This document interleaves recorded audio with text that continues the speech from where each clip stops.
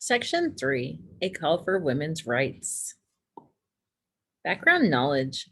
We have read about how abolitionists fought to rid the country of slavery. In this section, we will read about how abolitionism helped spark another reform movement, which was dedicated to the rights for women. The struggle begins. In 1820, the rights of American women were limited. They could not vote, serve on juries, attend college, or enter such professions as medicine or law. Married women could not own property or keep their own wages. Most Americans, both men and women, believed that a woman's place was in the private world of the home.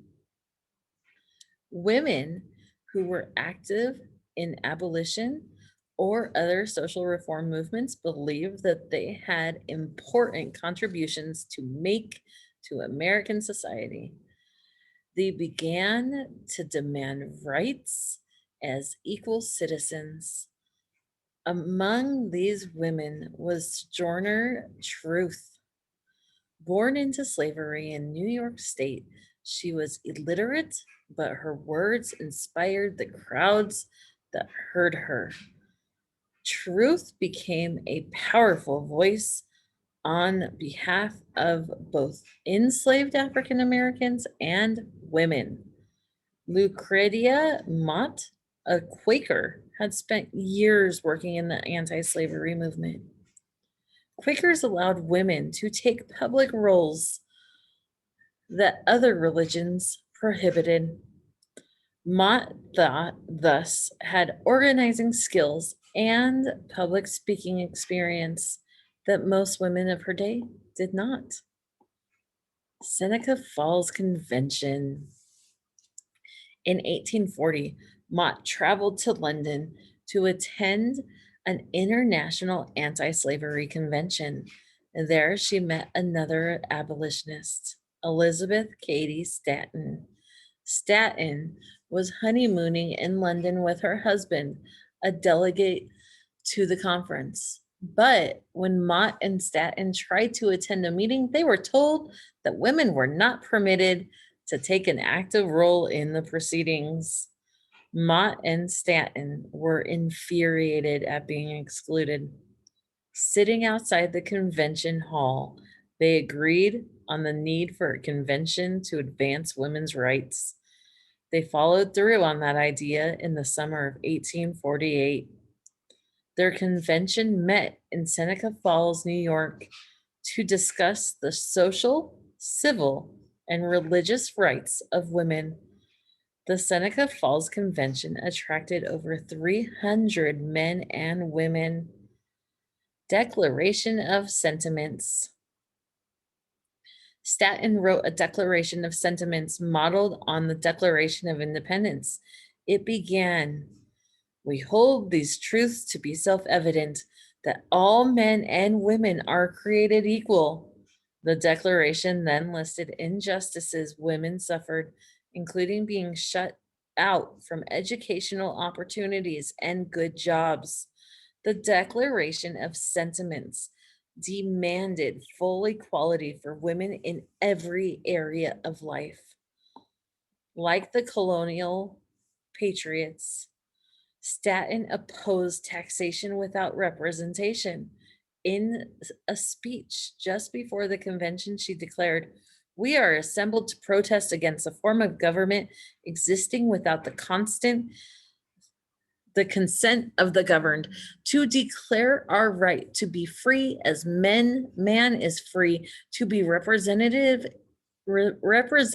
in the government which we are taxed to support." Call for suffrage. Stanton's argument was the beginning of a long battle for women's suffrage, or the right of women to vote. Still, not all delegates agreed with Stanton. Included a call for suffrage in the Declaration of Sentiments. Some, such as Frederick Douglass, strongly supported it. Others, including Lucretia Mott, feared that the call for suffrage would be so controversial that it would harm their other causes. Still, the convention narrowly voted to support the demand for women's suffrage. New opportunities for women. The Seneca Falls Convention launched the women's rights movement in the United States. The women's rights movement was an organized effort to improve the political, legal, and economic status of women in American society. Political victories in the years after Seneca Falls Convention, Susan B. Anthony became a close ally of Stanton. The two made a dynamic team. As an unmarried woman, Anthony was free to travel and devote herself to reform work. Stanton, the mother of a growing family, more often wrote speeches from her home. Together, they founded the National Women's Suffrage Association of 1869. The fight for women's suffrage made little progress at first, yet the women's rights movement won some victories. In 1860, Stanton and Anthony convinced New York to pass a law protecting women's property rights. Many other states followed. Some states revised their laws to allow married women to keep their wages. Education for women. The women's rights movement focused much attention on the education. American schools emphasized education for boys who would grow up to be voters, citizens, and professionals. Girls seldom studied advanced subjects like math and science. Even before Seneca Falls Convention, reformers worked to give girls a chance for a better education. In 1821, Emma Willard started an academy in Troy, New York, that soon became the model for girls' schools everywhere. The Troy Female Seminary attracted the daughters of lawyers and doctors. The first year, 90 students enrolled. By 1831, the seminary had more than 300 students. Many female reformers of this era attended Willard School. Mary Lyon began an even bolder experiment when she opened Mount Holyoke Female Seminary in Massachusetts in 1837. Lyon did not call her school a college. However, Mount Holyoke was, in fact, the first college for women in the United States. The school showed that women could indeed learn subjects like Latin, geometry, and chemistry. New careers.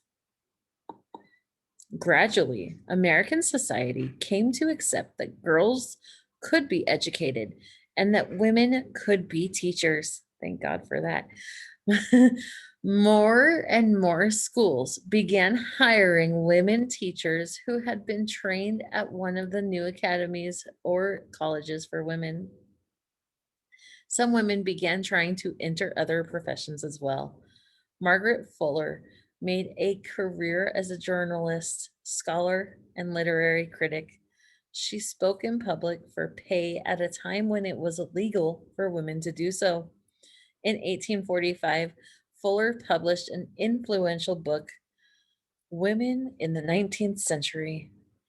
We would have every barrier thrown down. We would have every path laid open to women as freely as to men, she wrote. Other women excelled in science. Elizabeth Blackwell was admitted to Geneva Medical College in New York. Blackwell graduated first in her class in January 1849, becoming the first woman to graduate from an American medical school. The astronomer Maria Mitchell was the first professor hired at Vassar College. She was also the first woman elected to the American Academy of Arts and Sciences in 1848. A crater on the moon was later named in her honor. Looking back and ahead, the delegates at the Seneca Falls Convention hesitated to demand women's suffrage. As it turned out, getting the vote was a long struggle. Not until 1920 did a constitutional amendment guarantee women's right to vote. You will read more about the women's suffrage movement in chapter 15.